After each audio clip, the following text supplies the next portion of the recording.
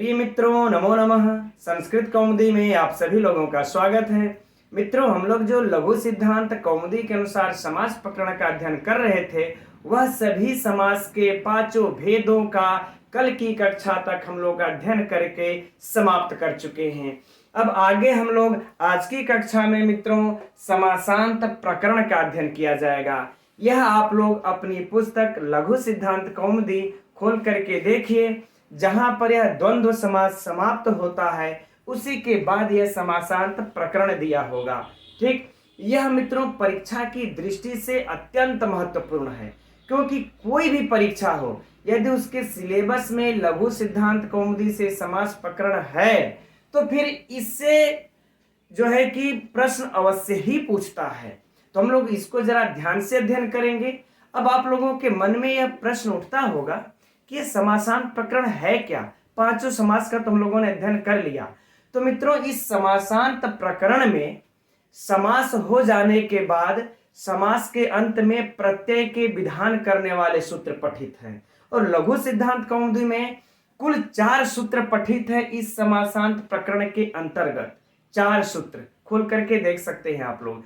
उन 4 सूत्रों में से जो 3 सूत्र हैं वह समासांत प्रत्यय का विधान करते हैं, और जो एक चौथा जो सूत्र है वह समासांत प्रत्यय का निषेध करता है। ठीक, तो चलिए आज की कक्षा आप लोगों के लिए मित्रों बहुत ही विशिष्ट होने वाली है।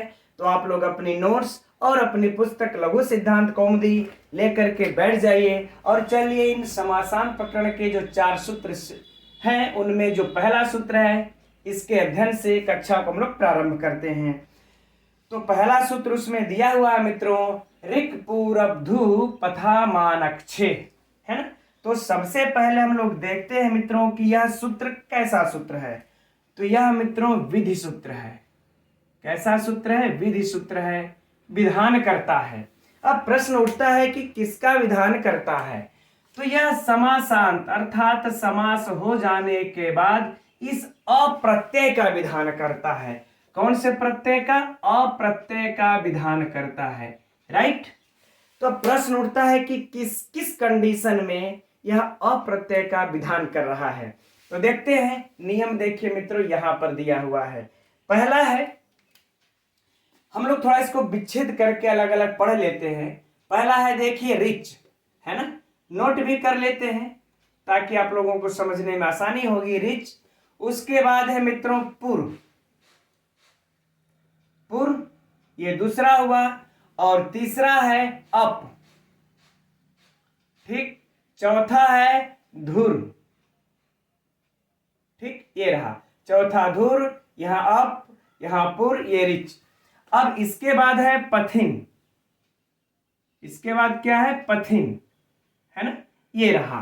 अब टोटल कितने हो गए मित्रों? देखिए 1 2 3 4, बढ़िया से लिख लेते हैं, 4 और 1 5। कहें ये 5 शब्द, यह 5 शब्द जिस समास के अंत में हो उससे समासांत अप्रत्यय होगा। देखिए मित्रों, यहां पर किसी समास का कंडीशन नहीं दिया गया कि बहुब्रीहि समास हो तो द्वंद्व समास हो तो तत्पुरुष समास हो, ऐसा कुछ नहीं।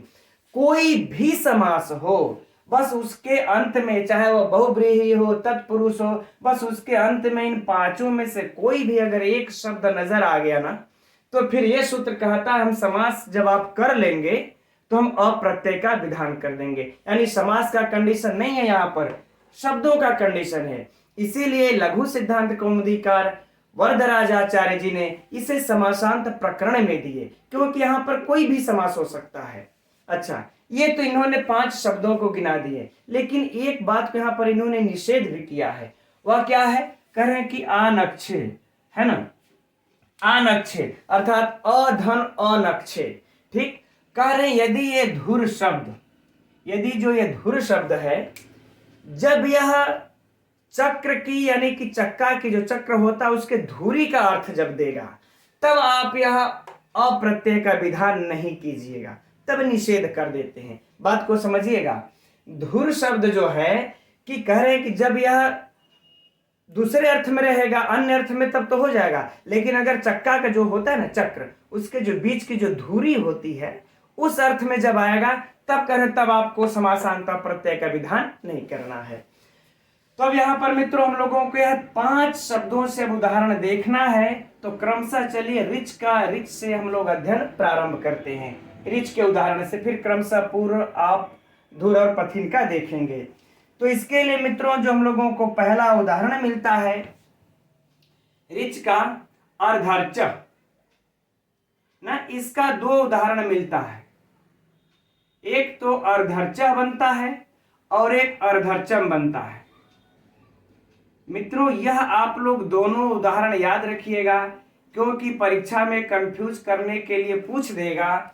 अब विकल्प दे करके अर्धर्च और अर्धर्चम और उपर्युक्त दोनों इनमें से कोई नहीं, कौन सही है ना। तो ये दोनों बनते हैं, ये दोनों सही हैं। यद्यपि इसकी चर्चा मित्रों हम लोग तत्पुरुष समास के अंतर्गत सिद्धि के अनुसार कर चुके हैं, लेकिन कोई बात नहीं, यहाँ पर एक बार पुनः देख लेते हैं। जो लोग नहीं देखे होंगे वो लोग भी देख करके आज की कक्षा में समझ लेंगे। अब सबसे पहले हम लोग इसका लौकिक विग्रह देखा जाए मित्रों। तो लौकिक विग्रह क्या हो जाएगा? ऋचः अर्धम, है ना, ये हो गया लौकिक विग्रह। चलिए ध्यान से समझिएगा मित्रों आप लोग आज की कक्षा को, है ना। अब अगर हम लोग इसका अगर हिंदी देखा जाए तो क्या हो जाएगा? हिंदी ऋचा का अर्थात मंत्र का, है ना, ऋचा का अर्थात करे मंत्र का ठीक आधा भाग, ठीक एकदम आधा भाग, इसका यह अर्थ हो जाएगा हिंदी में। ठीक, चलिए कोई बात नहीं, अगर आप लोग नोट करना होगा तो नोट कर लीजिएगा। अब इसकी मित्रों हम लोग अलौकिक विग्रह पर चलते हैं। तो अलौकिक विग्रह क्या हो जाएगा इसका? रिच गस धन अर्ध शू, यह हो जाएगा मित्रों इसका अलौकिक विग्रह। ठीक है ना। अब यहां पर देखिए हम लोगों को समास करना है, क्योंकि यह समासांत में यहां पर यह नहीं बताया गया है कि इस समास में, है ना। तो यहां पर हम लोगों को अपने से दिमाग लगा करके सोच करके पता करना पड़ेगा यहाँ पर कौन सा समास है। यहाँ पर कौन समास होगा, किस सूत्र से होगा, है ना, अर्धम नपुंसकम सूत्र से। आप लोगों को याद होगा हम लोग यह तत्पुरुष समास में इसका अध्ययन कर चुके हैं। अर्धम नपुंसकम सूत्र से एकदम बिल्कुल नोट कर लीजिएगा मित्रों आप लोग।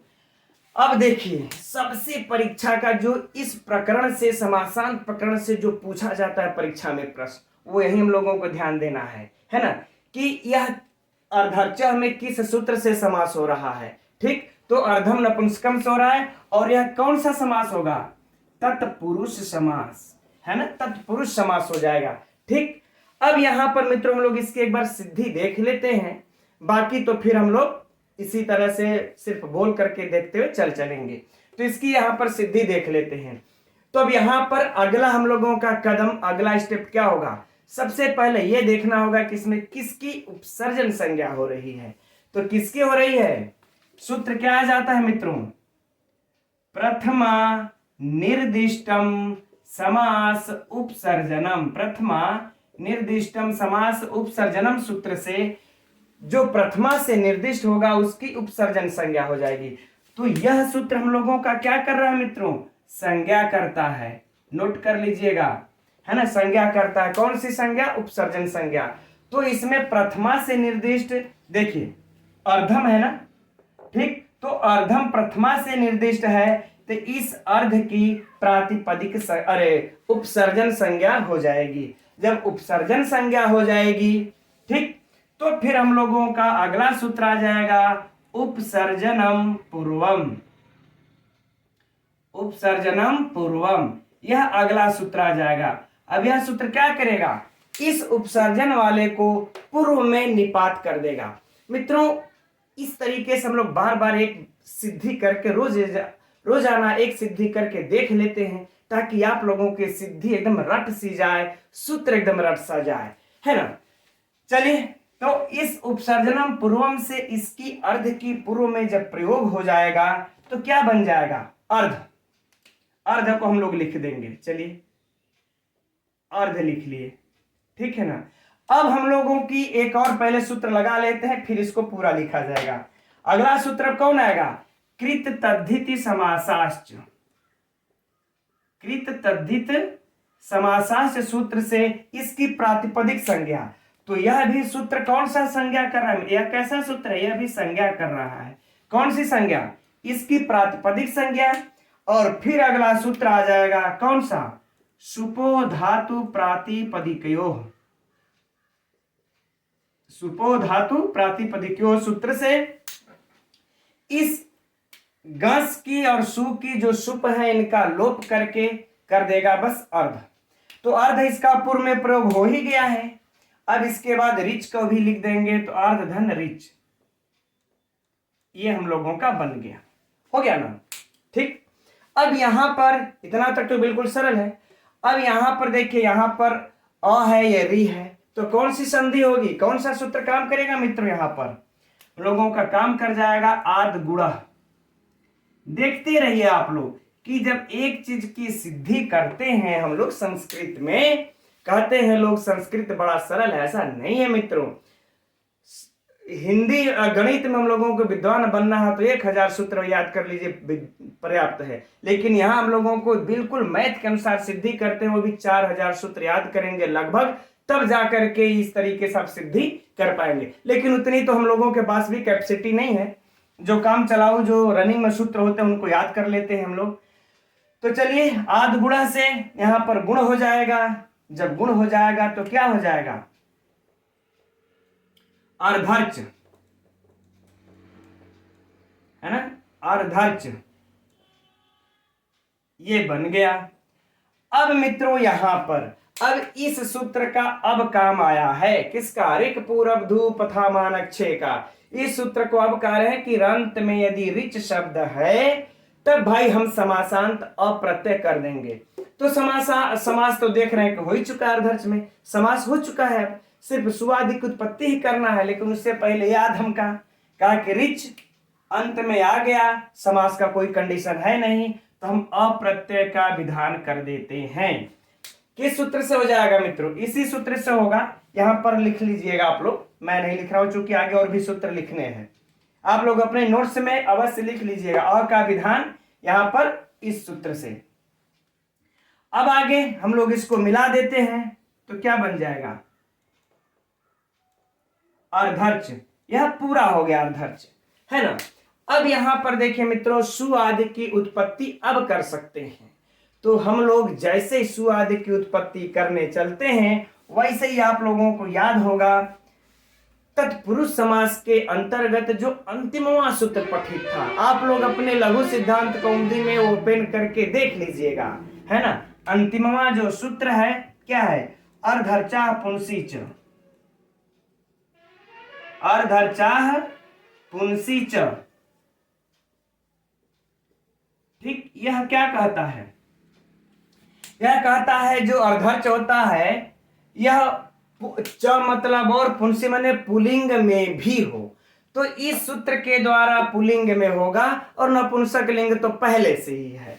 ठीक है, तो हम लोग पहले इस सूत्र के द्वारा इसको पुलिंग का विधान कर लेते हैं। और जब मित्रों यहां पर हम लोग सु आदि की उत्पत्ति करेंगे पुलिंग के लिए तो ये क्या बन जाएगा? सीधे सीधे हम लोग अर्धर्च लिख लेते हैं। क्या बन गया? अर्धर्च। किस सूत्र से मित्रों? इस सूत्र के द्वारा। राइट, समझ में आया? अब आगे कहते हैं कि चलिए अच्छा यहीं पर इस तरीके से करके लिख लेते हैं ताकि आप लोगों को समझने में आसानी हो। बराबर अर्धर्च। ठीक, चलिए अब एक बार ये तो भाई पुल्लिंग किया तब ये बन गया। अब एक पक्ष में नपुंसक लिंग तो है ही है, तो जब नपुंसक लिंग में है तो इस नपुंसक लिंग में अर्धर्च सु के बाद अब ये सु भी उत्पत्ति करेंगे ना नपुंसक लिंग में, तब यहां पर हम लोगों का कौन सा सूत्र आ जाएगा? याद करिए, कल भी हम लोग अध्ययन कर चुके हैं। अतोम। क्या सूत्र आ जाएगा मित्रों? अतोम। ये सूत्र आ जाएगा। अब अतोम क्या कहता है? इस सु को अम आदेश, इस सु को अम आदेश, तो अर्धर्च, अर्धर्च धन अम, यह हो गया।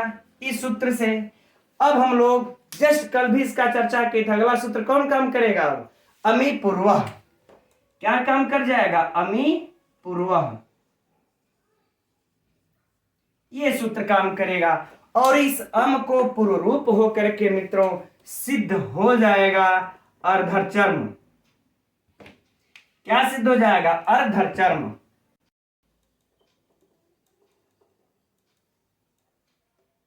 ठीक, अब हम लोगों का देखिए ये दोनों रूप सिद्ध हो गया। अब मित्रों हम लोग परीक्षा के लिए जो प्रश्न है उस पर चर्चा करते हैं, जो घुमा करके पूछता है। तो सबसे पहले तो यह पूछेगा मित्रों अर्धर्चः में चाहे अर्धचर्मम में कौन सा समास है? तो तत्पुरुष समास है, राइट। अगला प्रश्न, प्रश्न संख्या 2, किस सूत्र से समास हुआ है? तो अर्धम नपुंसकम सूत्र से समास हुआ है, एकदम नोट करते जाइएगा। ठीक, इसका प्रश्न संख्या 3 लौकिक विग्रह, प्रश्न संख्या 4 अलौकिक विग्रह, ये प्रश्न परीक्षा हुए। अब मित्रों अगला प्रश्न देखिए कि अर्ध ऋच गस अर्ध सु में किसकी किस सूत्र से या किसकी जो है कि उपसर्जन संज्ञा है? तो अर्ध सु की उपसर्जन संज्ञा होगी। किस सूत्र से? प्रथमा निर्दिष्टम समास उपसर्जनम से इसकी उपसर्जन संज्ञा होगी। प्रश्न संख्या 6, किस सूत्र से अर्ध का पूर्व में प्रयोग हुआ है? तो उपसर्जनम पूर्वम सूत्र से अर्ध का पूर्व में प्रयोग हुआ है। अब आगे सबसे महत्वपूर्ण प्रश्न इस समासांत प्रकरण का, इसके लिए कि अर्धर्चः में चाहे अर्धचर्म में किस सूत्र से अप्रत्यय का विधान होता है? तो इस ऋक् पूर्वधु पथामानक्षी सूत्र से इसमें अप्रत्यय का विधान हुआ है। अगला प्रश्न, अब 7वां प्रश्न, सबसे वो भी महत्वपूर्ण प्रश्न है कि अर्धचर्म में कौन सा प्रत्यय है? कौन सा प्रत्यय है? तो मित्रों प्रत्यय कौन सा है? अप्रत्यय है ना। चाहे अर्धचर्म पूछे चाहे अर्धर्चः पूछे, दोनों में कौन सा प्रत्यय है? अप्रत्यय है। ठीक, अब इसके बाद मित्रों अच्छा एक ही अभी पढ़ लेते हैं, अर्धर्चः या पुल्लिंग किस सूत्र से हुआ है? तो अर्धर्चः पुंसीच से हुआ है। बस यदि इतना ध्यान दे दे करके मित्रों आप लोग पढ़ लिए तो मैं दावे के साथ कह सकता हूं परीक्षा में इससे बाहर कोई भी प्रश्न नहीं पूछेगा जो कि आप कंफ्यूज हो, क्योंकि इससे बाहर कोई प्रश्न बनता ही नहीं। ठीक, फिर देखिए आप लोगों को कोई प्रश्न कंफ्यूज करने वाला चाहे किसी वैयाकरणाचार्य के हाथ में पेपर चला जाए बनाने के लिए। ठीक है मित्रों, तो ये बन गया, ये हो गया। अब हम लोग चलिए अब अगला उदाहरण देखते हैं, ये पूर्व वाला। तो इस पूर्व के लिए उदाहरण है मित्रों विष्णुपुरम।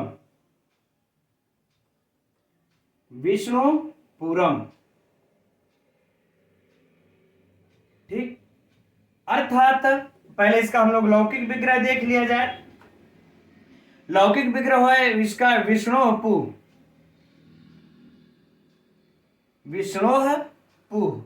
अर्थात विष्णु की पुरी अर्थात विष्णु की नगरी। हिंदी भी अगर आप लोग लिखना चाहेंगे तो लिख लीजिएगा मित्रों विष्णु की नगरी, है ना। चलिए आगे बढ़ते हैं। इसका अब अलौकिक विग्रह देख लिया जाए। अलौकिक विग्रह हो जाएगा मित्रों विष्णु गस धनपुर सु, यह हो गया अलौकिक विग्रह। अब हम लोग मित्रों यहां पर देखेंगे कि किस सूत्र से समास हो रहा है। तो किस सूत्र से समास हो रहा है? यहां पर षष्ठी से।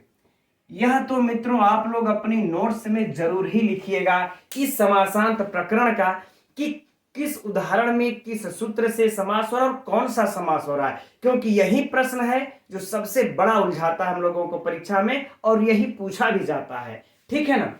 तो चलिए षष्ठी से समास हो रहा है, तो यहां पर अब जब षष्ठी से समास होगा तो कौन सा समास हो जाएगा? षष्ठी तत्पुरुष समास। षष्ठी तत्पुरुष समास हो जाएगा, राइट। अब बाकी मित्रों अब आगे की प्रक्रिया सेम वही होंगी। षष्ठी प्रथमा से निर्दिष्ट है ठीक है ना। तो इसमें षष्ठी कहाँ है, विष्णु में षष्ठी है, तो इसकी उपसर्जन संज्ञा, पूर्व में प्रयोग, कृत तद्धित समास, प्रातिपदिक संज्ञा, सुपो धातु से गसु का लोप, और क्या बन जाएगा, हम लोगों को क्या प्राप्त हो जाएगा, विष्णु, विष्णु और फिर पूर्व, ये शब्द हम लोगों को प्राप्त हो गया। अब यहां पर अब ये सूत्र हम लोगों का, इस सूत्र का काम आ जाएगा। क्यों, क्योंकि अब समास हम लोग कर चुके हैं और अंतिम में पूर्व शब्द भी आया है। तो यहां पर देखिए, अंत में अगर पूर्व शब्द नजर आ जाए तो समासांत, समास हो जाने के बाद समास की तो कोई कंडीशन ही नहीं है, बस शब्द का कंडीशन है कि कौनो होके, बस कौनो समास होना चाहिए, हमको समास से मतलब नहीं है। अगर लास्ट में पूर्व शब्द आ गया है तो हम समासांत अप्रत्यय लगा देंगे, तो अप्रत्यय लग गया। अब मित्रों यहां पर क्या बन जाएगा इसका पूरा, विष्णुपुर, विष्णुपुर यह बन गया। अब इसमें बन गया, हो गया सिद्ध, काम खत्म है, ये सरल सा है। लेकिन अब हम लोगों को इसमें सुवादि की उत्पत्ति भी करनी पड़ेगी। तो किस लिंग में करेंगे, परवलिंगम द्वंद्व तत्पुरुषयोः सूत्र लगा देंगे कि जो बाद में लिंग होगा उसी के अनुसार हम लोग लगाएंगे। तो ये स्त्रीलिंग में बनना चाहिए था इसको, है ना, स्त्रीलिंग में बनना चाहिए। लेकिन लोक में यह शब्द प्रायः नपुंसक लिंग में ही देखे जाते हैं, नपुंसक लिंग में ही प्रतीत होते हैं। इसीलिए महाभाष्य में लिखा भी गए हैं, भर्तृहरि ने लिखा है, अरे भर्तृहरि कह रहे हैं, ये महाभाष्यकार पतंजलि, है ना, महर्षि पतंजलि लिखते हैं, लिंगम लिंगम शिष्यम लोकाश्रित्वा लिंगस्य, महाभाष्य के 4:1-3 पर पठित है कि जो शब्द अगर लोक में जिस लिंग में देखे जाते हैं उसको आप उसी लिंग में लगाइए। तो लोक में यह पूरी स्त्रीलिंग में नहीं देखा जाता, नपुंसक लिंग में देखा जाता है। तो नपुंसक लिंग में जब हम सु इत्यादि लगा देते हैं, तो लगा लेने के बाद अब सु को बाकी वही प्रक्रिया अतुम से अम आदेश अमी पूर्व से पूर्व रूप होकर के क्या बन जाएगा हम लोगों का, विष्णुपुरम, है ना, जो बना दिए हैं आप लोग अपने नोट्स में। हाँ विष्णुपुरम, आप लोग अपने नोट्स में, गड़बड़ हो गया, विष्णुपुरम होना का, विष्णुपुरम, है ना, आप लोग अपनी नोट्स में बाकी अतोम अमी पूर्वा से पूर्व रूप चाहे तो सिद्धि को लिख सकते हैं, ठीक है ना। अब हम लोग इसमें परीक्षा के लिए प्रश्न की चर्चा कर लेते हैं। पहला प्रश्न, विष्णुपुरम में कौन सा समास है, तो आप लोग षष्ठी तत्पुरुष जब देगा तो कहेंगे यार षष्ठी तत्पुरुष में तो इसको तो हमने पढ़ा ही नहीं था, है ना, इसीलिए कह रहे हैं कि ये वाला समासान प्रकरण उलझाता है। तो मित्रों यहाँ पर कौन सा समास है, षष्ठी तत्पुरुष। किस सूत्र से षष्ठी तत्पुरुष हुआ है, अरे इसमें किस सूत्र से समास हुआ है, तो षष्ठी से हुआ है। कॉमन प्रश्न, इसका लौकिक विग्रह और ये अलौकिक विग्रह। अब जो 2 प्रश्न और है एक्स्ट्रा महत्वपूर्ण, कौन से है, विष्णुपुरम में कौन सा प्रत्यय है, दे देगा विकल्प अ, अप, सच, अच, तो कौन सा प्रत्यय है, अप्रत्यय है। विष्णुपुरम में अप्रत्यय किस सूत्र से विधान होता है, तो ऋक पूर्वधु प्रथमान अच्छे। बस इतना ही हम लोगों को प्रश्न मित्रों ध्यान रखना है, इससे बाहर कोई प्रश्न नहीं। अब चलिए अप का उदाहरण देखते हैं। तो अब इस अप का उदाहरण देखते हैं मित्रों, बड़ा ही सरल है। क्या है, विमलापम, विमलापम सरह। आप लोग भी मित्रों नोट करते रहिएगा इसे, है ना, नोट्स बनाना हम मैं बार बार कहता हूं बहुत जरूरी है। अगर नोट्स इस प्रकार से बना लेंगे ना तो आगे फिर जरूरत पड़ेगी तो बार बार आप लोग वीडियो थोड़े ही पर ओपन कर करके देखेंगे। और ना ही अगर इस तरह से नोट्स बना लिए ना तो ना ही आप लोगों को भविष्य में मेरी जरूरत पड़ेगी, ना ही किसी टीचर की, ना ही किसी कोचिंग की, ठीक। इसलिए आप लोग नोट्स बनाइए तभी कॉन्फिडेंस आएगा, है ना। चलिए विमलापम सरह, इसका लौकिक विग्रह क्या हो जाएगा मित्रों, विमला आप लोगों के पुस्तक में दिया होगा, यदि पुस्तक हो तो, नहीं हो तो लिख लीजिए, विमला आपह, आपो भी कर सकते हैं, आप यस्य, यस्य तद, ठीक, अर्थात ऐसा निर्मल जल वाला तालाब, ऐसा तालाब जिसका जल निर्मल हो, कुछ भी लिख सकते हैं हिंदी अगर लिखना चाहेंगे तो। ठीक, अलौकिक विग्रह देख लिया जाए। अलौकिक विग्रह हो जाएगा मित्रों इसका बिमला, जस, धन, अप, जस। ठीक, अब मित्रों यहां पर प्रश्न उठता है किस सूत्र से समास होगा, है ना। तो यहां तो हम लोगों की बातें ध्यान में ही रखनी है, क्योंकि देखिए यहां पर पहला वाला रिच शब्द के साथ जो उदाहरण में था उसमें कौन सा समास था, तत्पुरुष मात्र। फिर हम लोग पूर्व वाले के साथ जो उदाहरण देखे थे पूर्व शब्द के साथ, उसमें षष्ठी तत्पुरुष हुआ था। अब देखिए यहां पर अनेक मन्य पदार्थे सूत्र से, अनेक मन्य पदार्थे सूत्र से यहां पर कौन सा समास हो रहा है, बहुव्रीहि समास हो जा रहा है। ठीक, नहीं तो आप लोग ढूंढते रह जाएंगे बहुव्रीहि समास में, यार मैंने तो यह उदाहरण नहीं पढ़ा था। बहुव्रीहि समास हो जाने के बाद बाकी की प्रक्रिया सेम, उपसर्जन संज्ञा पूर्व में प्रयोग, है ना। नहीं, इसमें तो जो विशेषण है वह उसका पूर्व में प्रयोग हो जाएगा। इसके बाद कृत तद्धिति समासार्थ से प्रातिपदिक संज्ञा, सुपो धातु से लोप, और लोप होने के बाद क्या बन जाएगा, बिमला अप, बिमलाधन अप। अब इसमें जो एक्स्ट्रा सूत्र लग रहा है मित्रों उसको हम लोग देख लेते हैं। एक्स्ट्रा सूत्र क्या लग रहा है, आप लोगों ने पढ़ा होगा स्त्रियाः पुंबद भाषित, स्त्रियाः पुंबद भाषित उनुंग, पुंस्कादि उनुंग सूत्र का अध्ययन हम लोगों ने कर रखा है। पुंबद भाषित करके है, पुंबद भाषित उनुंग, है ना। तो यह क्या करता है कि जो ऐसे शब्द जो भाषित पुरुष का हो वह स्त्रीलिंग में हो तो उनको पुल्लिंग कर देता है। विस्तृत चर्चा मित्रों जब बहुव्रीहि समास का अध्ययन कर रहे थे हम लोग हो चुका है कि भाषित पुरुष सब होते कौन से हैं, जो कि तीनों लिंगों में समान होते हैं। तो बिमला जो है तीनों लिंगों में विमल बिमला समान ही होता है, तो इसको पुल्लिंग करके क्या हो जाएगा, विमल। क्या हुआ, विमल। धन अप। अब मित्रों हम लोग यहां पर इसको क्या कर लेंगे, दीर्घ संधि अकः सवर्णी दीर्घ काम कर जाएगा। नोट्स में अपने लिखना होगा तो लिख लीजिएगा। अब क्या बन गया, बिमलाप। अब यहां पर इस सूत्र का अब काम आएगा। ठीक, क्योंकि लास्ट में अप शब्द है इसके और समास हुआ है, तो समास के अंत में ऋक पूरब धूमाना पक्ष, अरे ये पथामान अक्षय सूत्र से समासांत अप्रत्यय, और क्या बन जाएगा मित्रों, बिमलाप। अब बन गया पूरा पूरा बिमलाप। अब बात आती है कि सुवादि की उत्पत्ति करेंगे, कौन से लिंग में इसको रखेंगे, तो बहुव्रीहि समास है, तो जो विशेष का लिंग होता है बहुव्रीहि समास में उसी के अनुसार हम इसके लिंग का निर्धारण करेंगे।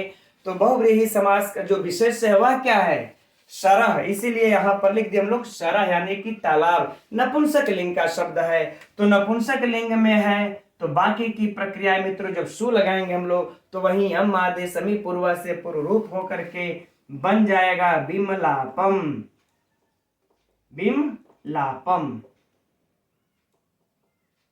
बन गया मित्रों, है ना। अब परीक्षा की दृष्टि से जो प्रश्न पूछे जाएंगे यह तो हम लोगों का मेन टॉपिक है ना, क्योंकि यही ध्यान में रखना है। बाकी अगर ये सिद्धि भुलाई हो जाएगी तो कोई बात नहीं है, लेकिन प्रश्न जो परीक्षा वाला ये याद होना चाहिए। बिमलापम सरह में कौन समास होगा, बहुव्रीहि समास होगा। किस सूत्र से होगा, अनेक मन्य पदार्थे सूत्र से होगा। लौकिक विग्रह अलौकिक विग्रह कॉमन। अब बिमलापम में कौन सा समासांत प्रत्यय लगा है, तो समासांत अप्रत्यय है। और किस सूत्र से समासांत अप्रत्यय है, तो ऋक पूरब धूमानक सूत्र से है ना। बस मित्रों यही चीज ध्यान में रखना है, क्योंकि देखिए इसमें तत्पुरुष, इसमें षष्ठी तत्पुरुष था, अप के साथ बहुव्रीहि हो गया, है ना। यही इसीलिए हम लोगों को समासांत प्रकरण वाला ये सूत्र साला बड़ी कंफ्यूजन करता है। इस तरह के से पढ़ लीजिए मित्रों, नो कंफ्यूजन। ठीक, अब आगे हम लोग देखते हैं इस धुर का उदाहरण। तो आइए अब हम लोग इस धुर शब्द का उदाहरण देखते हैं मित्रों। इसका उदाहरण है राजधुरा। राजधुरा। लौकिक विग्रह देख लेते हैं। राज्ञः, राज्ञः धु। ठीक, यह याद रखिएगा, राज्ञः धु। हम लोग राज्ञों धु भी लिख सकते हैं, समझने के लिए मैंने लिखा राज्ञों धु। अब इसका हिंदी भी देख लेते हैं। हिंदी हो जाएगा मित्रों राजा का कार्यभार। राजा का कार्यभार। चूंकि यह थोड़ा सा हटके है इसलिए इसको याद करना जरूरी है। राजा का कार्यभार। हो सकता है परीक्षा में आप लोगों से राजधुरा का अर्थ पूछ दे। राजधुरा का अर्थ क्या होगा?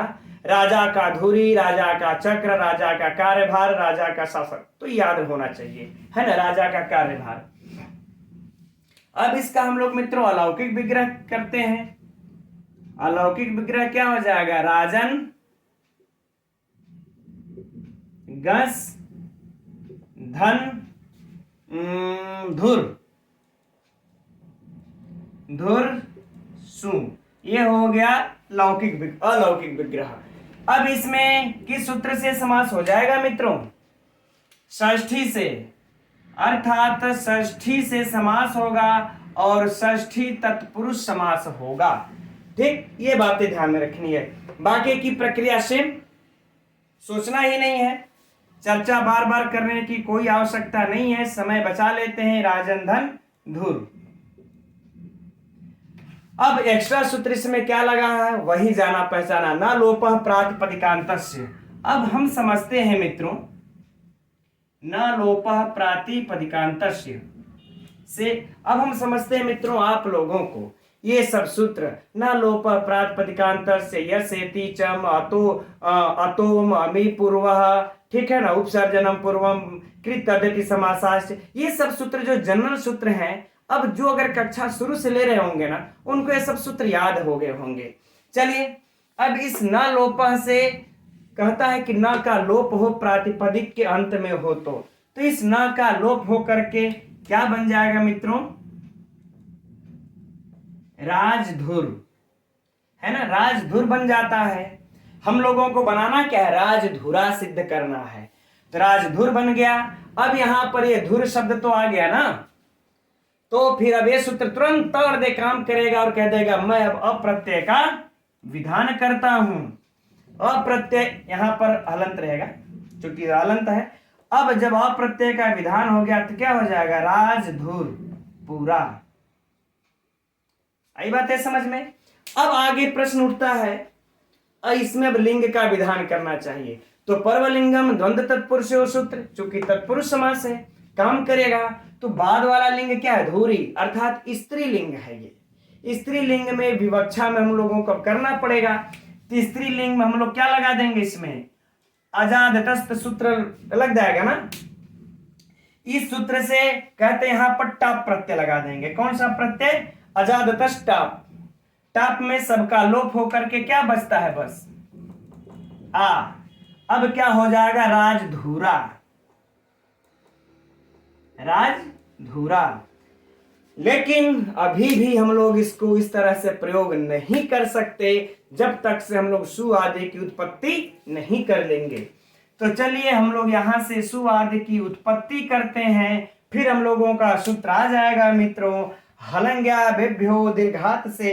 इस सु में जो स होता है ना, श्रुति प्रत्यय हल सूत्र का हम लोग कई बार अध्ययन कर चुके हैं, है ना। इसे आप लोग भी नोट यहां पर भी कर सकते हैं। हलंग्या बभ्यो, हलंग्या बेभ्यो श्रुति प्रत्यय से हल देखेंगे तो 179 पे दिया है लघु सिद्धांत कौमुदी में 179 नंबर पर।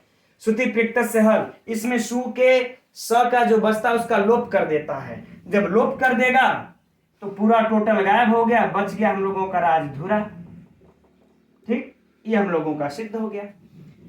अब बात होती है मित्रों परीक्षा के लिए प्रश्नों की।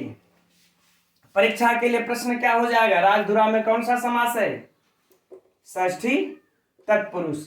किस सूत्र से? षष्ठी से। लौकिक विग्रह, अलौकिक विग्रह, है ना।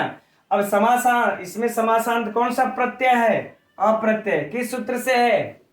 ऋक् पूर्व दूर पथा मानक 6 सूत्र से है। ठीक। और एक प्रश्न और परीक्षा में से पूछा जा सकता है मित्रों कि राजधुरा में कौन सा प्रत्यय है ना। अगर मान लेते हैं यह अ नहीं दिया है, समासांत ए नहीं दिया है, लिंग की विवक्षा में यदि पूछे तो टाप है। क्या है? टाप प्रत्यय, यदि लिंग की विवक्षा में पूछता है तो। ठीक। अब इससे बाहर कोई प्रश्न नहीं मित्रों, लेकिन ये समास और सूत्र वाला हम लोगों को विशिष्ट तौर पर इसको याद रखना होगा, क्योंकि यही कंफ्यूज करता है। अब चलिए पथिन का देखते हैं, और इसका जो प्रत्युदाहरण है ना मित्रों, जो धुर का दिया था और बाद में देखेंगे, पहले पथिन वाला देख लें। तो इस पथिन का उदाहरण अब देखते हैं मित्रों, लास्ट वाला सखी पथा। इसका उदाहरण है सखी पथा। ठीक। लौकिक विग्रह देख लिया जाए, बिल्कुल सरल है, सख्युः पंथाः। लौकिक विग्रह इसका याद रखिएगा मित्रों, परीक्षा में पूछता है और लोग कंफ्यूज हो जाते हैं। संख्यु पथः अर्थात मित्र का मार्ग, इसका हिंदी क्या हो जाएगा? मित्र का मार्ग। ठीक। अच्छा, अब हिंदी से भी पकड़ लिए होंगे कि मित्र का मार्ग, तो इसमें षष्ठीय तत्पुरुष होगा, है ना, का आ गया है संबंध। चलिए ठीक है। अब इसका हम लोग अलौकिक विग्रह देख लिया जाए तो क्या हो जाएगा? सखी गस धन पथिन सु। ठीक। बाकी प्रक्रिया मित्रों सेम, कुछ सोचना समझना नहीं है। किससे समास होगा? षष्ठी सूत्र से समास, षष्ठी तत्पुरुष। बाकी की प्रक्रियाएं सेम हो जाएंगी, और मतलब कृत तद्धिति समासा सोप लोप करके क्या हो जाएगा? सखी पथिन। चलिए बन गया ना सखी पथिन। अब हम लोगों का इस सूत्र का काम आ जाता है। किस सूत्र का काम आ गया? इस सूत्र का, ऋक् पूर्व दू पथा मानक 6। इस सूत्र से समासांत अप्रत्यय लग गया। अब अप्रत्यय लग गया मित्रों, तो यह तो तद्धित का ही अप्रत्यय है। तो अब हम लोगों का एक यहाँ पर एक्स्ट्रा सूत्र लग रहा है, जो आप लोगों की अभी तक अध्ययन नहीं किए हैं। अगर वो सूत्र है भस्य टेरलोपः। भस्य टेरलोपः, है ना, ये सूत्र है।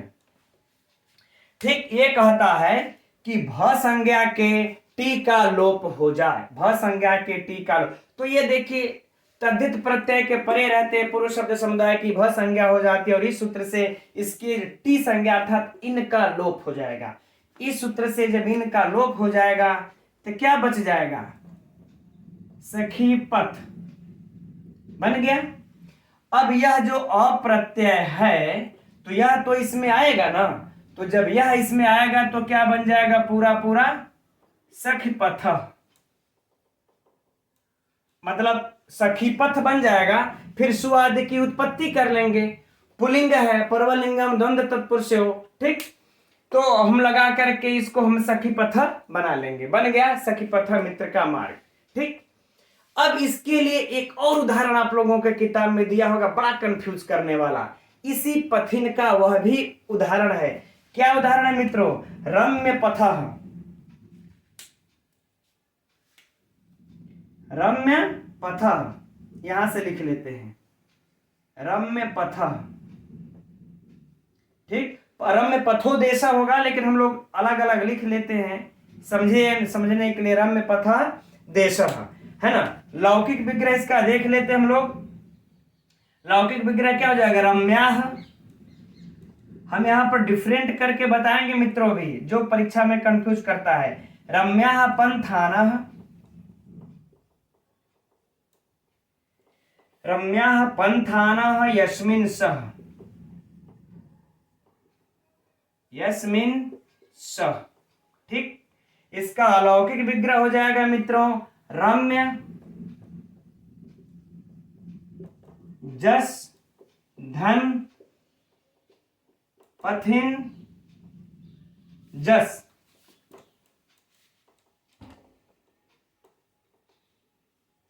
पथिन जस, ये इसका अलौकिक विग्रह हो जाएगा। बाकी की आगे सारी प्रक्रिया इसी प्रकार से सेम होकर के मित्रों रम्य पथा बन जाएगा ना। अब देखिए परीक्षा में जो कंफ्यूज करेगा, देखिए बाबू यहां पर है मित्रों सखी पथा, यहां पर है रम्य पथा। शब्दावलियों में देखा जाए तो कोई अंतर है नहीं है, तो ये एकदम दिमाग में इसको नोट कर लेना है कि सखी पथा में कौन सा समास है, षष्ठी सूत्र से हो रहा है षष्ठी तत्पुरुष समास, इस षष्ठी सूत्र से। और यहां पर मित्रों रम्य पथा में हम लोगों का अनेक मन्य पदार्थे सूत्र से है ना, अनेक मन्य पदार्थे सूत्र से यहां पर बहुव्रीहि समास है। ठीक है ना, ऐसा नहीं होना चाहिए कि हमने सखी पथा याद किया है, षष्ठी तत्पुरुष है, और जब रम्य पथा पूछ दे तो षष्ठी तत्पुरुष मार दे। ठीक, चाहे रम्य पथा को बहुव्रीहि समझ के इसको भी बहुव्रीहि मार दे, बिल्कुल नहीं। यही है जो कई बार परीक्षाओं में पूछ चुका है, इसलिए मैं इसको बार बार फोकस कर रहा हूं कि ये डिफरेंट कर लीजिए। सखी पथा, सख्यु पंथा, षष्ठी तत्पुरुष, रम्य पथा देश, रम्या पंथा ने, अर्थात ऐसा देश जिसमें सुंदर मार्ग हो, कहीं भी चले जाएंगे सुंदर मार्ग एकदम फूलों से बिछे हुए हो, प्लेन सड़कें हो, तो ऐसा रमणीय मार्ग वाला, दोनों तरफ वृक्ष हो, तमाम से उसके उदाहरण है। तो इसमें बहुव्रीहि समास है। राइट, ये दोनों परीक्षा के लिए महत्वपूर्ण प्रश्न हो गया। बाकी इसका लौकिक अलौकिक, इसका भी लौकिक अलौकिक विग्रह, किस सूत्र से समास हो रहा है, दोनों है ही है। और ये भाष्य टेरलोपा पूछेगा नहीं, विद्वत्ता के लिए मैंने बता दिया। ठीक, अब आगे मित्रों हम लोग इसका जो धुर वाला जो निषेध किए थे उस प्रत्युदाहरण को देखते हैं। तो आगे मित्रों यह अनक्षय कह करके अधन अनक्षय यह निषेध करते हैं कि धुर शब्द का संबंध यदि चक्र के साथ होगा तब धुर शब्द के अंत में होने पर यह अप्रत्यय का विधान नहीं किया जाएगा। इसके प्रत्यय उदाहरण में यह दो शब्द देते हैं, बड़ा ही महत्वपूर्ण है, अक्षधुः और दृढ़धुः, दोनों ही बड़ा ही कंफ्यूज करते हैं मित्रों। तो हम लोग डिफरेंट करके इसको अध्ययन किया जाएगा। तो आइए पहले हम लोग इसका लौकिक विग्रह देख लेते हैं। लौकिक विग्रह इसका हो जाएगा क्या, अक्षस्य है ना, अक्षस्य धु। ठीक, और इसका अलौकिक विग्रह क्या हो जाएगा, दृढ़ा दृढ़ा धु यस्य सह, यस्य सह, तो यहां पर धु रहेगा मित्रों, यस्य सह। अब यहां पर मित्रों हम लोग इस चीज को समझ सकते हैं कि जो अक्षधु दृढ़धु बना है तो अप्रत्यय का विधान यहां पर नहीं हुआ है, क्योंकि इसका जो हिंदी हो जाएगा मित्रों, हो जाएगा चक्र का मध्य भाग, कह लें चक्र का मध्य भाग, चक्र का मध्य भाग कह लें, चाहे धुरी का मतलब चक्र की धुरी जो होता है पहिए का उसका मध्य भाग कह लें। तो यहां पर जो धु शब्द आया है तो इसका संबंध देखिए चक्र के साथ है ना, तब यहां पर समासांत इस अप्रत्यय का विधान नहीं होगा और बन जाता है अक्षधु। नहीं तो यह क्या बनता है ना, अक्षधु, अक्षधूरा इत्यादि यह बन जाता, अक्षधूरा या अक्षधूरा यदि हम पुल्लिंग में बनाते तो अक्षधूरा इत्यादि, ऐसा अनिष्ट शब्द बनता ना। जैसे हम लोगों ने क्या पढ़ा था, राजधूरा, राजधूरा, रणधूरा है ना, रणधूरा, महाधूरा इत्यादि हम लोगों ने जो पढ़ा था, इस तरह से बनता इसका। लेकिन जब अप्रत्यय का विधान नहीं हुआ तो अक्षधु बन गया। ठीक, अब इन दोनों में मित्रों और सेम कंडीशन यहां पर भी हुआ, लेकिन इन दोनों हम लोगों को जो मुख्य बात परीक्षा में कंफ्यूज करता है वह यह है क्या, कि यहां पर देखिए अक्षधु है, अक्षधु में अक्षस्य धु आप लोग समझ सकते हैं षष्ठी सूत्र से, यहां पर षष्ठी तत्पुरुष समास है, षष्ठी तत्पुरुष समास है। आप लोग बिल्कुल नोट कर लीजिएगा, हो सकता है कि आप लोगों के पुस्तक में न दिया हो। यहां देखिए दृढ़धु, यहां पर कौन सा समास है मित्रों, बहुव्रीहि समास। ठीक, किस सूत्र से, दृढ़ा धु यस्य सह, यह अनेक मन्य पदार्थे सूत्र से हुआ है ना, अनेक मन्य पदार्थे सूत्र से बहुव्रीहि समास है। अब यहाँ पर एक चीज आप लोग नोटिस कर रहे होंगे कि देखिए अक्षधू और दृढ़धू दोनों शब्दों में कोई अंतर नजर आ रहा है, पढ़ने में नहीं आ रहा है। यहाँ पर अक्षधू दृढ़धू दोनों में लग रहा है कि एक ही समास होगा, जो भी होगा दोनों में एक ही समास होगा। अगर इसमें षष्ठी तत्पुरुष है तो इसमें भी होना चाहिए, लेकिन ऐसा नहीं है मित्रों। यही समासांत प्रकरण में यही सब हम लोगों को कंफ्यूज करने वाले टॉपिक हैं, एकदम नोट कर लीजिएगा। यहाँ पर दृढ़धू में बहुब्रीहि समास होगा, दृढ़धू यस्य सह, और अनेक मन्य पदार्थ सूत्र से यहाँ पर समास होगा। और अक्षधू में षष्ठी तत्पुरुष समास है, षष्ठी सूत्र से होगा। बाकी इसका अलौकिक विग्रह तो महत्वपूर्ण है नहीं, बस हम लोगों को यही याद रखना है। वैसे जो परीक्षा में होगा यह इसका विग्रह भी पूछ सकता है, अक्षधू का विग्रह और अक्षधू का समास और किस सूत्र से है, और दृढ़धू में इसका लौकिक विग्रह और समास किस सूत्र से है। ठीक, तो इतनी बात हम लोगों को मित्रों इसको डिफरेंट करके एकदम दिमाग में नोट कर लेना है। अब चलिए हम लोग आगे थोड़ा क्लास खत्म करने की हम सोच रहे हैं, इसलिए जल्दी जल्दी अध्ययन करते हैं अगला सूत्र का। तो अब अगला सूत्र है मित्रों अक्षरो दर्शनात्, है ना। तो देखते हैं यह कैसा सूत्र है। विधि सूत्र है मित्रों, किसका विधान कर रहा है? यह अच प्रत्यय का विधान कर रहा है। एकदम नोट कर लीजिएगा, अच प्रत्यय का विधान कर रहा है अक्षरो दर्शनात्। यह वही परीक्षा में पूछ चुका है ना, तो याद रहे। अब कहा प्रश्न उठता है किस कंडीशन में यह अच प्रत्यय का विधान कर रहा है। कंडीशन कर है अक्षरो यानी अक्ष, कर यह अक्ष शब्द का समासांत समास हो जाने पर अच प्रत्यय हो, लेकिन कर है अदर्शनात् यानी कि वह चक्षु अर्थ में न हो। यह जो अक्षी शब्द है अक्षी या चक्षु अर्थ में न हो, अर्थात नेत्र अर्थ में न हो। उदाहरण मित्रों क्या मिल जाता है? गवाक्ष, है ना, गवाक्ष। इसका अलौकिक विग्रह हो जाएगा गवाम अक्षी, गवाम अक्षी इव, गवाम अक्षी इव हो जाएगा इसका लौकिक विग्रह। अब हम लोग अर्थात हिंदी में लिख लेते हैं, गाय के तुल्य आंख वाला अर्थात झरोखा, गाय के तुल्य आंख वाला क्या? झरोखा या खिड़की, है ना, झरोखा या खिड़की। ठीक, नोट कर लीजिएगा। अब हम लोग इसका अलौकिक विग्रह देख लेते हैं। अलौकिक विग्रह हो जाएगा गो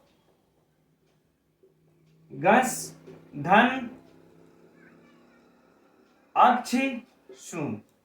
ठीक, अब यहां पर किस सूत्र से समास हो जाएगा मित्रों? षष्ठी से ना। इसे तो एकदम आप लोग नोट ही कर लीजिए, क्योंकि यह परीक्षा में पूछ दिया कि अगर गवाक्ष में किस सूत्र से समास हुआ है तो षष्ठी से, षष्ठी तत्पुरुष समास है। ठीक, अब इसको बाकी की प्रक्रिया से हम कर लेते हैं। अब हम लोग आगे बढ़ते हैं, थोड़ा सा जल्दी जल्दी अध्ययन करते हैं मित्रों। आज क्लास मतलब ये समासांत प्रकरण समाप्त करने की सोच रहे हैं हम लोग। यदि आज समाप्त हो जाएगा तो कल से लाइव प्रश्नोत्तरी। ठीक, गोधन अक्षी यह बन गया। अब आगे हम लोगों का कौन सा सूत्र काम करेगा? अवंग स्फोटायनस्य, है ना, एकदम नोट कर लीजिए।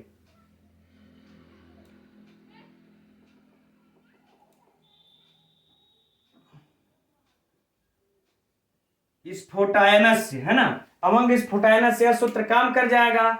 और गो को का क्या आदेश हो जाएगा? अव, अर्थात क्या हो जाएगा? गव, गवधन अक्षी। ठीक, अब कौन सूत्र काम करेगा? अका सवर्ण दीर्घ हो जाएगा, यहां पर सवर्ण दीर्घ क्या बन जाएगा? गवाक्ष। कोई समस्या नहीं। ठीक, अब आगे हम लोगों का अब इस सूत्र का काम अब यहां पर आता है। कहे है कि समास अगर हो जाए तो अक्ष अगर बाद में हो तो समासांत अच प्रत्यय का विधान। तो यहां पर हम लोग मित्रों अच प्रत्यय का विधान कर दिए। किस सूत्र से? इसी सूत्र से, अक्षरो दर्शनात् सूत्र से यहां पर समास का अच का विधान। विधान हो जाने पर च कैच संज्ञक होकर के लोप, सभी लोग जानते हैं। क्या बच गया? अ। अब यहां पर मित्रों कौन सा सूत्र काम करेगा? यस्येति च, है ना। हमने अभी चर्चा किया कि आप लोग अगर प्रारंभ से कक्षा ले रहे होंगे तो फिर ये सूत्र आप लोगों को सब रट जाने चाहिए। यस्येति च, ठीक। अब यस्येति च हम लोगों का यहां पर लग जाएगा। इस सूत्र से भ संज्ञक के इकार का लोप होकर के क्या बन जाएगा? गवाक्ष। धन अ, इसके बाद अ को हम लोग इसमें मिला देंगे, क्या बन जाएगा? गवाक्ष। पूरा हो गया। अब सु आदि की उत्पत्ति कर लेंगे, बन गया परवलिंगम द्वंद्व तत्पुरुषों के अनुसार, है ना। प्रसिद्धि है इसके अच्छे की पुलिंग में, इसलिए हम लोग इसको बना लेंगे गवाक्ष। ये हम लोगों का रूप सिद्ध हो गया। अब सबसे बड़ी बात मित्रों, जो परीक्षा के लिए प्रश्न, गवाक्ष में कौन सा समास है? ठीक है, तो एकदम नोट कर लीजिएगा। ये षष्ठी से हो रहा है तो षष्ठी तत्पुरुष है। कौन सा है? षष्ठी तत्पुरुष है। किस सूत्र से समास हुआ है? षष्ठी। मित्रों भूल करके भी इसमें बहुव्रीहि मत मार दीजिएगा, है ना। क्योंकि आप लोग सोचेंगे गवाक्ष यार, गाय के तुल्य खिड़की वाला, गाय के समान खिड़की वाला झरोखा, अन्य प्रश्न नहीं। षष्ठी से समास हो रहा है तो जब भी षष्ठी सूत्र से समास होगा तो बहुव्रीहि नहीं ना हो जाएगा। जब भी होगा तो षष्ठी तत्पुरुष होगा, ठीक। गवाक्ष में कौन सा समासांत प्रत्यय है? तो अच प्रत्यय है ना। नोट कर लीजिएगा, अच प्रत्यय है। किस सूत्र से गवाक्ष में है? तो अच प्रत्यय का विधान इस सूत्र से है। बाकी लौकिक अलौकिक, इससे बाहर परीक्षा मित्रों कोई प्रश्न नहीं, ठीक। अब चलिए अगला सूत्र देखते हैं। तो अब अगला सूत्र है मित्रों उपसर्गादध्वन। बिल्कुल सरल सा सूत्र है यह। चलिए देखते हैं मित्रों यह कैसा सूत्र है। तो यह भी विधि सूत्र है। किसका विधान करता है? तो अच प्रत्यय का विधान करता है। अक्षरो दर्शनार्थ सूत्र की भांति यह भी अच प्रत्यय का ही विधान कर रहा है। बस कंडीशन थोड़ी सी अलग है। कंडीशन यहां पर अलग क्या हो गई है? तो कह रहे हैं कि उपसर्गात यानी उपसर्ग के बाद यदि अध्वन शब्द आ जाता है तो इधर उपसर्ग इधर अध्वन, यदि इन दोनों का समास हो जाए तो समास के बाद भाई आप अच प्रत्यय का विधान कर दीजिएगा, है ना। उदाहरण देते हैं। प्राध्वः रथः, यही है प्राध्वः रथः, ठीक। इसका अलौकिक विग्रह है प्रगतः अध्वानम। प्रगतः अध्वानम, ठीक। अर्थात हिंदी क्या हो जाएगा मित्रों कि मार्ग पर चला हुआ रथ, है ना। किस पर? मार्ग पर चला हुआ रथ। नोट करना होगा तो नोट कर लीजिएगा, थोड़ा मैं जल्दी में लिख दिया। अलौकिक विग्रह हो जाएगा इसका क्या? प्रधन अध्वन, यही होगा प्रधन अध्वन अम। चूंकि अब यहां पर उपसर्ग है मित्रों तो इनके साथ कोई भी सु आदि की लगाने की जरूरत है नहीं, है ना। अब यहां पर प्रश्न भयंकर उठ गया परीक्षा के लिए। किस सूत्र से समास होगा मित्रों? तो यहां पर समास हो जाएगा अत्यादयः, जो हम लोग पढ़े हैं, अत्यादयः क्रांताद्यर्थे, है ना। क्रांताद्यर्थे द्वितीया,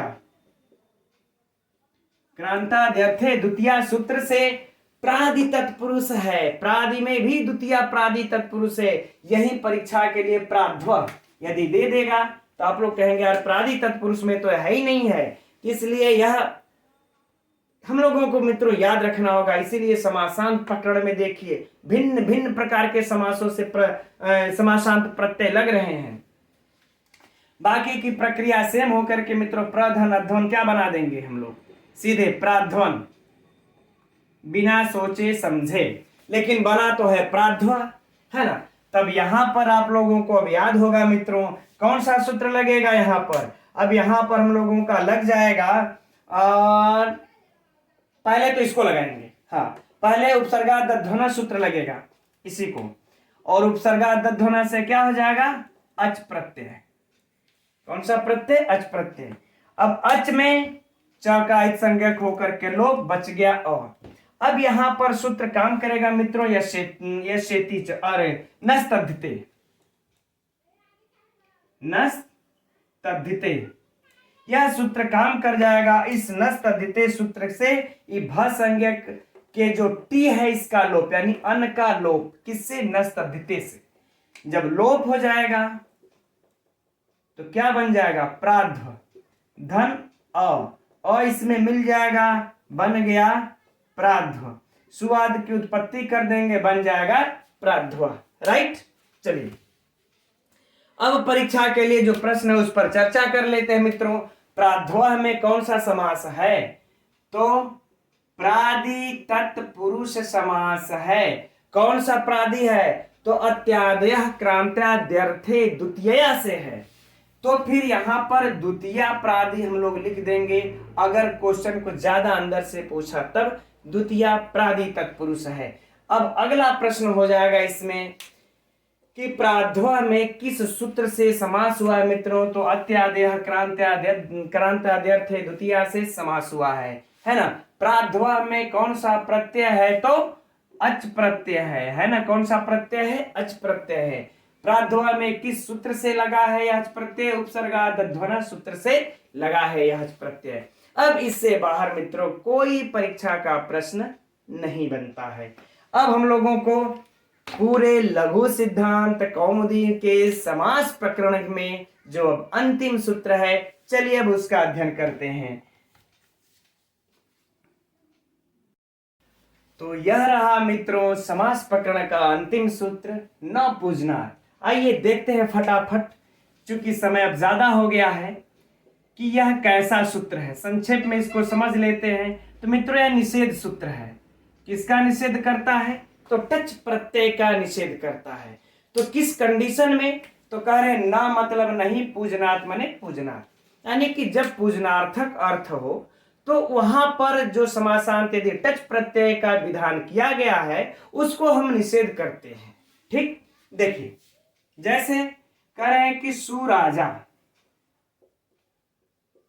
सुराजा लौकिक विग्रह क्या हो जाएगा मित्रों, शोभनः राजा। शोभनो भी लिख सकते हैं, शोभनः राजा। ठीक, अर्थात यूं कह ले हम लोग कि अच्छा राजा। क्या चीज, अच्छा राजा। हिंदी भी लिख लीजिएगा आप लोग। अलौकिक विग्रह देख लेते हैं, क्या हो जाएगा, सु धन राजन सु।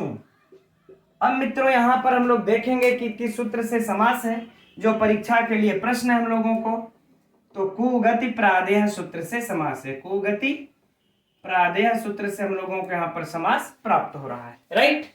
अब बाकी की प्रक्रिया सेम करके हम लोग कहां तक आ जाएंगे, सुराजन तक। सुराजन पर आ गए। अब यहां मित्रों टच प्रत्यय का विधान हो सकता था, किस सूत्र से आप लोगों ने अध्ययन किया होगा, राजा सखी भेष्टच, कि यदि राजन शब्द अंत में हो तो समासांत टच प्रत्यय का विधान किया था इस सूत्र ने, राजा सखी भेष्टच सूत्र। इसी सूत्र का यह निषेध कर रहा है यहां पर कि भाई अब राजन शब्द है तो यह पूजनार्थक अर्थ में है, यहां पर समास हुआ है कि अच्छा राजा है, सुशोभित राजा है ना। तो अब आप यहां पर जो टच लगा रहे थे उसको अब आप नहीं लगाएंगे। तो इस टच का निषेध जब कर देगा तो यह टच नहीं लगाएगा। बाकी की प्रक्रिया मित्रों सर्वनाम स्थाने चा संबुद्ध सूत्र लग जाएगा, हलंग्या बेब्यो दीर्घा श्रुति पिक्त सहल और न ये न लोप प्रातिपदिकांत सूत्र से इसके न का लोप होकर के सुवाद उत्पत्ति होकर के क्या बन जाएगा, सुराजा। ठीक, ये बन गया हम लोगों का। अब इसी तरह से मित्रों एक और उदाहरण दिया है, अति राजा। यहां पर भी इसका भी अर्थ हो जाएगा अच्छा राजा, और यहां पर भी इसी प्रकार से टच का निषेध है। ठीक है मित्रों, आप लोग मेरे साथ पूरे समास प्रकरण को हम लोग पढ़े। आज समास प्रकरण का ये 28वां क्लास है ना, शायद 28वां होगा। तो देखिए, हम लोगों को ये रेगुलर ही पढ़ने से 28 दिनों में पूरे सिद्धि के साथ हम लोगों ने समास प्रकरण का अध्ययन कर लिया।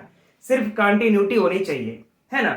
अब चलिए, आज यह समाप्त हो गया है। अब कल मित्रों लाइव प्रश्नोत्तरी करना है, उसको कल नहीं किया जाएगा। कल चूंकि भी मैंने क्वेश्चन टाइप नहीं किया है, तो मैं अभी से आप लोगों को बता दे रहा हूं कि कल आप लोगों की छुट्टी रहेगी। ठीक है ना। कल आप लोग अपना याद मतलब सब दोहरा लीजिएगा। फिर परसों हम लोग द्वंद्व समास और समासांत प्रकरण से लाइव प्रश्नोत्तरी किया जाएगा, ठीक इसी समय 7:30 बजे। तब हम लोग मित्रों परसों मिलेंगे। ठीक है मित्रों, आप लोगों को क्लास कैसा लगता है मित्रों, आप लोग कमेंट्स करके अवश्य बताइएगा। अब कल परसों मिलते हैं। नमो नमः।